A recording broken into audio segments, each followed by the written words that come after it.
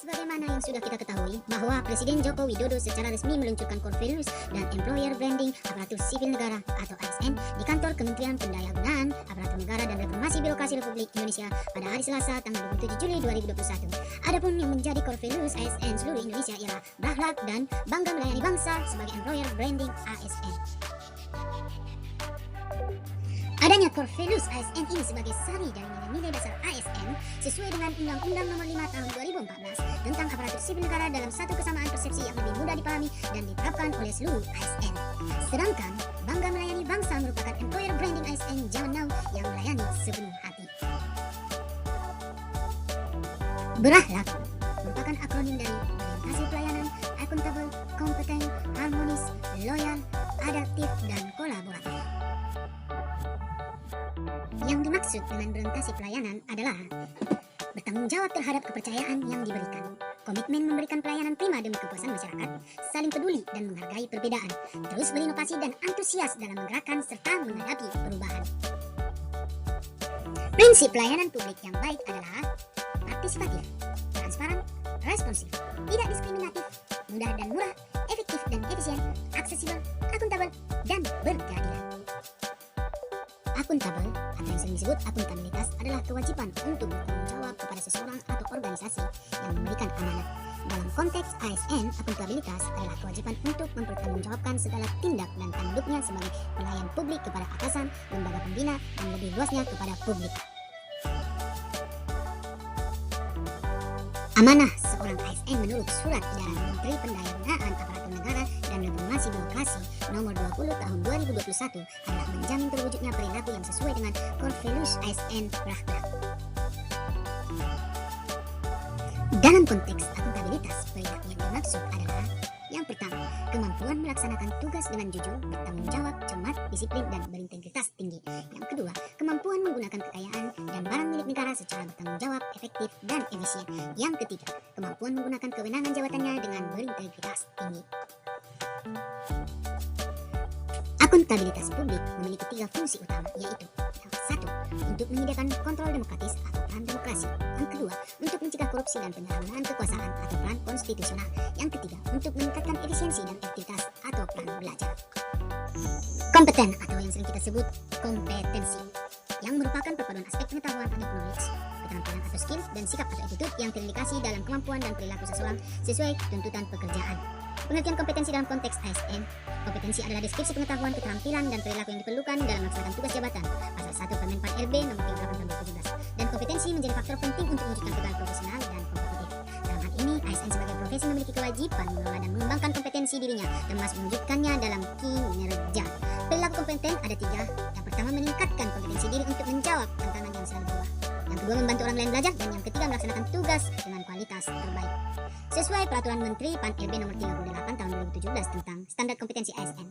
Kompetensi meliputi: 1. Kompetensi teknis adalah pengetahuan, keterampilan, dan sikap atau perilaku yang dapat diamati, diukur, dan dikembangkan yang spesifik berkaitan dengan bidang teknis jabatan.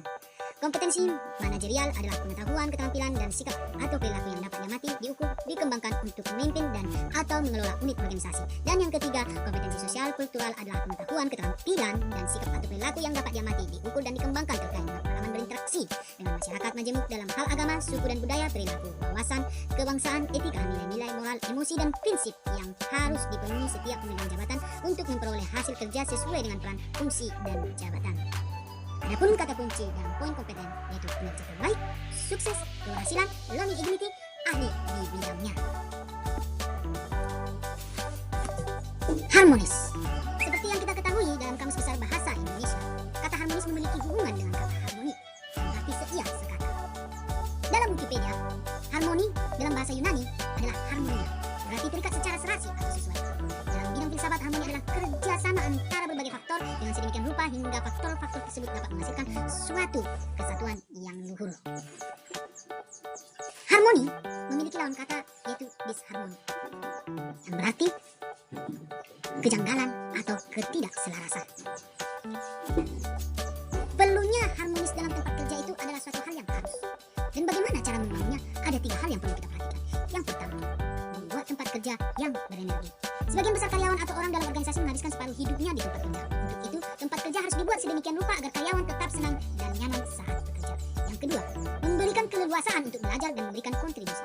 Selalu ingat, dalam sebuah organisasi, Anda bukan satu-satunya orang yang menjalankan alur prioritas. Ketika Anda sudah mentok, ada baiknya Anda mencari ide dari orang-orang yang berada dalam tim. Dan yang ketiga, berbagi kebahagiaan bersama seluruh anggota organisasi. Tak dapat dielakkan jika pendapatan adalah salah satu motivator terbaik di lingkungan kerja. Demikian juga rasa memiliki.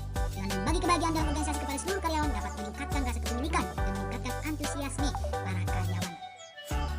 Perilaku harmonis bisa ditunjukkan dengan 3 hal. Yang pertama, toleransi. Yang kedua, empati.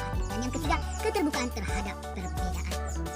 Peran ASN dalam kehidupan berbangsa dan menciptakan budaya harmoni dalam pelaksanaan tugas dan kewajiban ada beberapa hal. Yang pertama, posisi PNS sebagai aparatur negara, dia harus bersikap netral dan adil. 3. PNS juga harus bisa mengayomi kepentingan kelompok-kelompok minoritas dengan tidak membuat kebijakan, peraturan yang mendiskriminasi keberadaan kelompok tersebut. Yang ketiga, PNS juga harus memiliki sikap toleran atas perbedaan untuk menunjang sikap netral dan adil karena tidak berpihak dalam memberikan layanan. Yang keempat, dalam melaksanakan tugas dan kewajiban PNS juga harus memiliki suka menolong, baik kepada pengguna layanan juga membantu kolega PNS lainnya yang membutuhkan pertolongan. Dan yang terakhir, PNS menjadi figur dan teladan di lingkungan masyarakat. Yang menjadi kata kuncinya dalam pemaparan hari ini adalah peduli, perbedaan, dan selaras.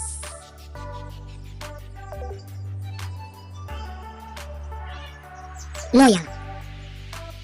Loyal merupakan salah satu nilai yang terdapat dalam core values ASN yang dimaknai bahwa setiap ASN harus berdedikasi dan mengutamakan kepentingan bangsa dan negara. Perilaku loyal antara lain. Yang pertama, memegang teguh ideologi Pancasila, Undang-Undang Dasar Negara Republik Indonesia tahun 1945, setia kepada NKRI serta pemerintahan yang sah. Yang kedua, menjaga nama baik sesama aparatur sipil negara, pimpinan instansi dan negara. Dan yang ketiga, menjaga rahasia jabatan dan negara. Ciri atau karakteristik yang digunakan oleh organisasi untuk mengukur loyalitas pegawainya: taat pada peraturan, bekerja dengan integritas, tanggung jawab pada organisasi, kemauan untuk bekerja sama, dan rasa memiliki yang tinggi.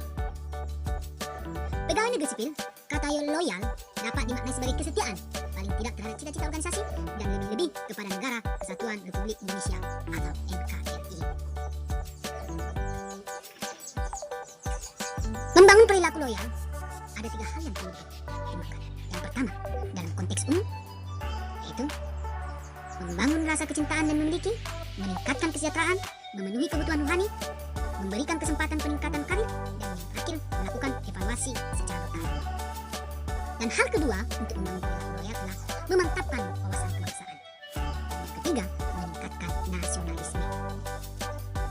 Yang menjadi kata kuncinya adalah komitmen, dedikasi, kontribusi, nasionalisme, dan pengabdian.